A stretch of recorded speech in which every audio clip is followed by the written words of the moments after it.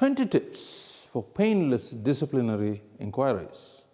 If you were a member of a disciplinary committee, how would you run it? Well, here are some tips. I hope you find them useful. At the start, understand the basics. First tip, what's misconduct? Different professions define misconduct differently. Generally, misconduct is some conduct that the members of that profession of good reputation and competency consider as being disgraceful or dishonourable. That's what you're looking for. The second tip, explain the procedure carefully to both the complainant and the respondent. Ensure that there is fairness in the procedures that you adopt. The third tip is explain like a roadmap the order of events. Explain how the proceedings will start, who will go first, how evidence will be taken, how documents are to be treated, stuff like that. Explain to the parties what comes first, what next, and what last. The fourth tip, get your quorum right. If one member of your committee is absent, adjourn the proceedings. Tip number 5, comply with statutory prerequisites peculiar to your profession. Tip number 6, record everything in writing and keep those records. It's a statutory requirement to keep adequate notes of proceedings. Now, the more detailed your notes are and better written, the more useful it is, and it will save you in the days to come. Tip number 7, keep DC proceedings confidential. Don't go and speak about it in the pub. Ask the permission of the parties before allowing third parties, for example, a transcriber to be present. Tip number 8, formulate a charge. Some professions demand a charge to be formulated. Explain what is the complaint, what's the charge to the parties, especially the respondent, in simple language. Next, ask the complainant to confirm the details that make up his complaint. Tip number 9, understand the difference between burden of proof and standard of proof.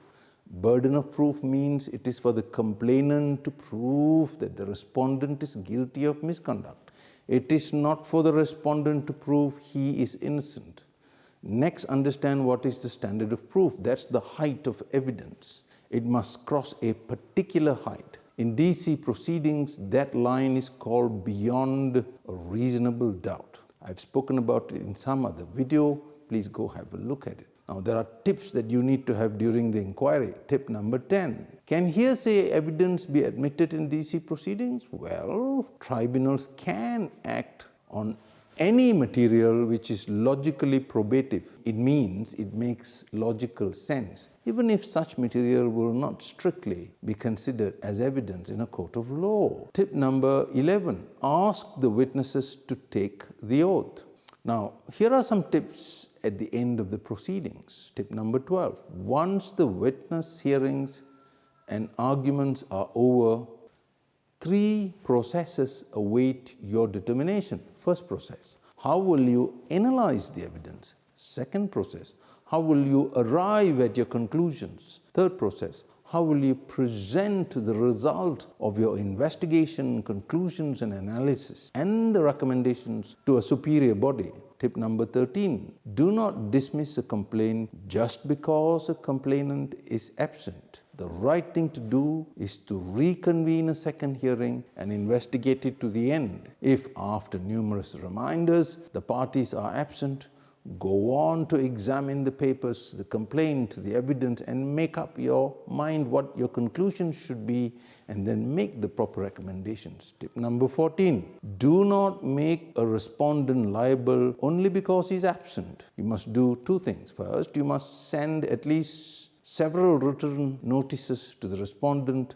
asking him to defend himself. Ensure that the respondent has in fact received them. Despite all this, if the respondent is still absent, then carry on with the hearings, analyze the evidence and make a decision and make your recommendation. Tip number 15, when writing the report, explain the reasons for your decisions and what facts and evidence you looked at, because that is a mandatory requirement. Tip number 16, how to analyze the elements of charge and examine the evidence. First, describe the charge. Next, you must examine if the complaint was proven by evidence.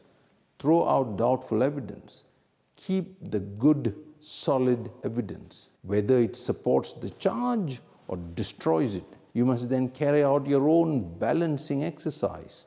You must inspect which piece of evidence is most reliable. In the end, your report must be as clear as a bell so that the person who reads it understands what the charge was, what the evidence was, what was your analysis, why you arrived at your conclusions, which evidence you rejected, which you accepted, and why you accepted, and why you thought that the evidence was not only strong but credible, believable, and didn't suffer from any weaknesses. So there you have it. I hope to see you again in another exciting episode of GKtv, and until then, subscribe, comment, press like, and ring that bell.